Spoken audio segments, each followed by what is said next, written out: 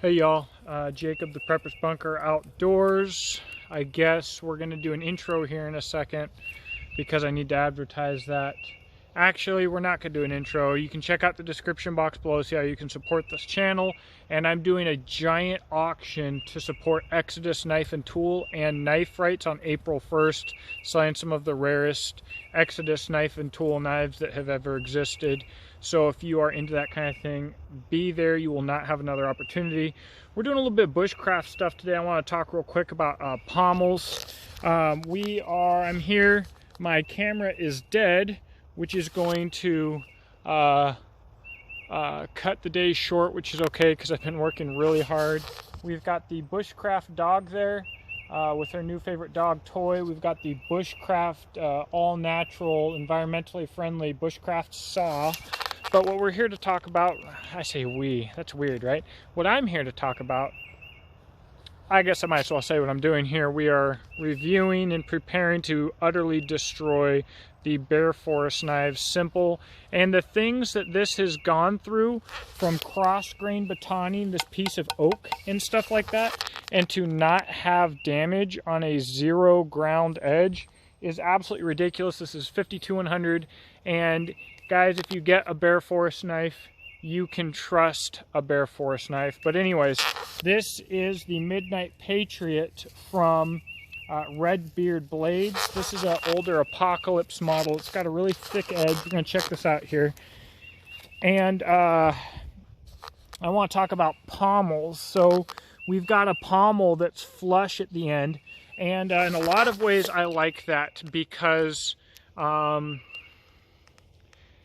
the advertisement of an exposed pommel as a hammer or smashing implement, in my opinion, is silly. It's just not a natural motion that I think is at all practical in a bushcraft environment. However, I'm here to tell you that I think it is a good idea to have a somewhat exposed pommel. And Joshua Wolf at Redbeard Blades makes an absolutely fantastic knife, but he is always evolving.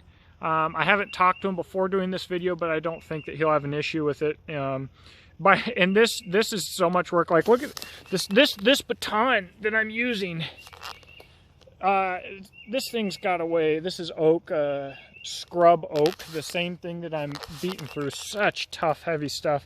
This thing, I don't know. This thing, I don't even know how heavy this thing is, but I mean, literally, like, it's freaking massive. And this is the baton I broke before that. But so I've been working a long time on getting this split, but sometimes I'll tap the end of the knife to get it into where I want it to, and I've always done this to some degree and never really thought about it. And if you do a lot of bushcrafting, a lot of batoning, a lot of silliness like this, you might do it too and not even know it. You might not have even thought about it. And so I was just thinking about this as I was doing it today. I've broken a set of scales from Shadow Tech knives, and so I think one good reason for an exposed pommel here is if I hit this wrong at an angle, all of that shock is going into the scale. Now, luckily, this is completely epoxied on, and we have obviously pins. I don't think it will be an issue, but if I were going to break one of these scales, it would most likely be while doing a really silly job like this. And so I think that exposed pommel there is just a degree of protection for your knife scales. And I've had friends that have experienced this as well. When I went to the boot camp for Alone on the History Channel, my buddy Che up in Canada had a Bark River with a halfway broken scale on a Bravo there from something similar.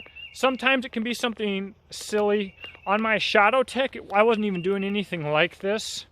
I was batoning, but it wasn't even all that silly, but it was a poor scale design that caused that break. However, so for custom makers, I do think I wouldn't go overboard with it. If you do too much with it, you're just kind of wasting space, weight, length, carry comfort, stuff like that.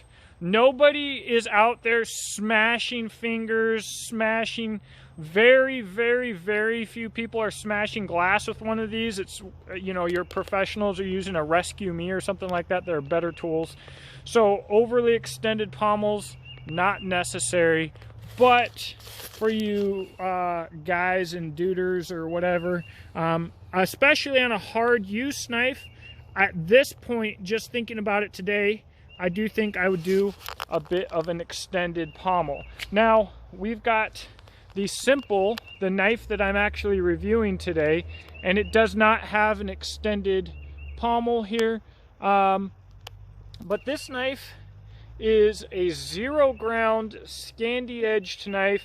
It's not meant to be your apocalypse monster, so you could still do a slightly extended pommel, but in my opinion, it's less necessary. This knife is absolutely designed to be a tank. Again, I do not think it's going to fail. I don't. I think that if it did fail, Josh would take care of it. Awesome guy. But this is just a little bit of a discussion, you know, on your bushcraft, survival, end of the world as we know it, whatever it might be, knife. As you're out there looking for pommels, I would go in between, you know, these big pommels, sharp pommels, skull breakers, dumb, weak, lame, silly. No pommel. If the scales are epoxied like these are on the Midnight Patriot, it's probably fine, especially if you've got some tough pins. If they're bolt-on scales, nope, I wouldn't do it. I would not buy a knife with no exposed pommel with bolt-on scales, because the scales don't have the epoxy running along their full length to strengthen them. You just have the bolts through there. So that's all I've got. Just a little bit of random off-the-cuff knife info. Let me know what you think in the comment section below. I hope that you have a blessed day, and I hope to see you on April 1st. It is not an April 1st joke, although I might make an April 1st joke in the video if I can think of something clever and creative. Have a blessed day.